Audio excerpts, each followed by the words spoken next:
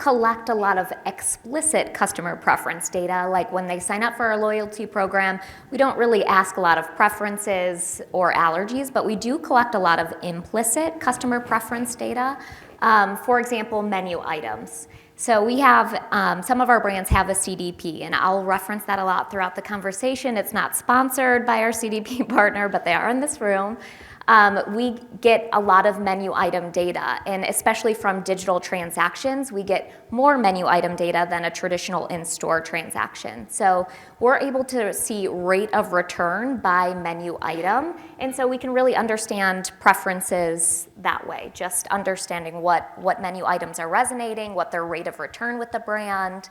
And then for our brands that don't have a CDP, because each brand is different, we have vendors like Tattle, and that really helps us drive into those menu items as well, to understand what % of revenue is coming from those items, and if there's an incident involvement needed with some of our popular items, and that will help operations really dig in also to adjust from there.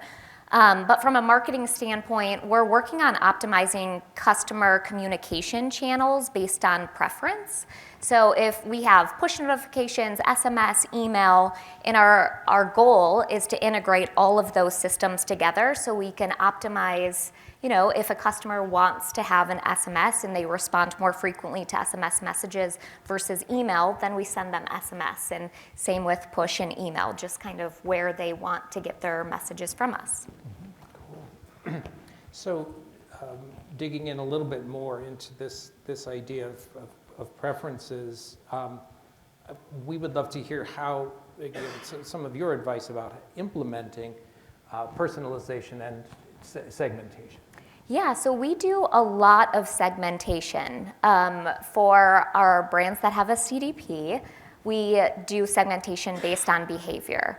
So what's really cool about our CDP partner is that we're able to integrate all of our data sources into one central database, and they identify customers that aren't part of our loyalty or e-club programs by first name, last four of the credit card. They take that customer and match it to a known profile within their database. So that really opens up all of these other customers that we wouldn't have been able to communicate with through advertising. And if we have 15 to 35% loyalty adoption, that leaves a huge group of customers that we historically haven't been able to talk to.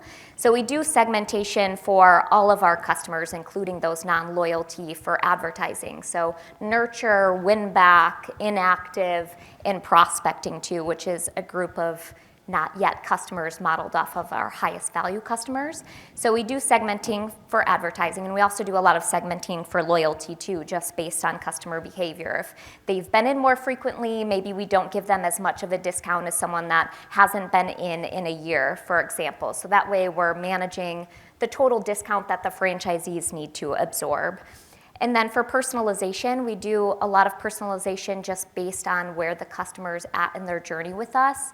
If they are a starter member, so we have their phone number but not fully registered for a loyalty account, we can send them messages, advertising, or SMS if they're opted into that channel to help convert them into being a fully registered member, because we know the customer lifetime value is so much greater if they're fully registered. So it's different personalization options, marketing messages, just based on their behavior with us. Yeah, and you mentioned marketing. The next thing we would love to hear is how data and analytics can inform and enhance marketing strategies and tactics. Yeah, so that segmentation piece has been hugely successful for us. Being able to talk to all of our non-loyalty customers through advertising, that has increased our return on ad spend anywhere from, let's say, 60 to 200%, just because we're talking to our actual customers versus a more interest-based advertising approach. So that's been big. And then knowing our loyalty versus non-loyalty metrics in terms of customer lifetime value and frequency, that has also been really big for us, because we're able to supply our operations team with that data. And our loyalty members are coming in 3 to 4 times more, depending on the brand, than our non-loyalty members. And they're spending more, and their lifetime value is obviously greater for those reasons. And so our operations team can then go to our franchisees and really tell them the impact of the program to help with loyalty adoption. And then we also look at new customer acquisition rate and retention rate by brand and store. So that will also help our operations team dig in. So if a store has a really low retention rate, that's where they focus their efforts. Maybe they need to look at something in store. And if there's, a low new customer acquisition rate, then we build up our prospecting list. So it's all of these different data points that we use to really help make our decisions. And then for our brands that don't have a CDP, this is the last thing that I'll touch on, is we did a recent connected TV versus linear or broadcast TV test to really see what channel was bringing in more store visits and the cost per visit.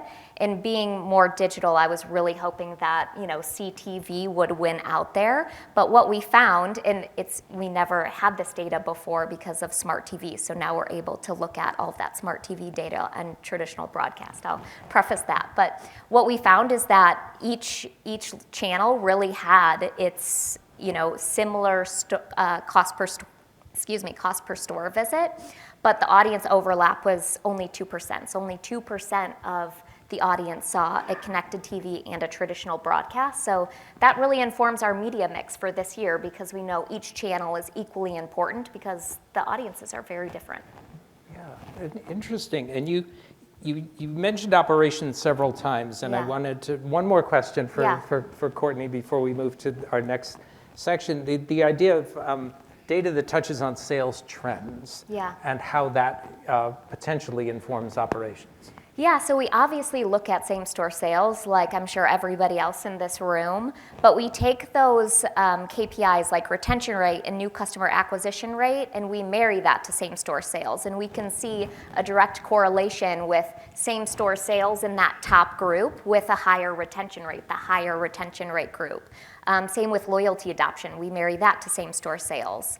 And knowing the importance of loyalty and that customer lifetime value, we also created a crew member loyalty report. So we provide that to operations. It's every single crew member in every store, and it tells us what their loyalty adoption, so total transactions and how many of those were loyalty.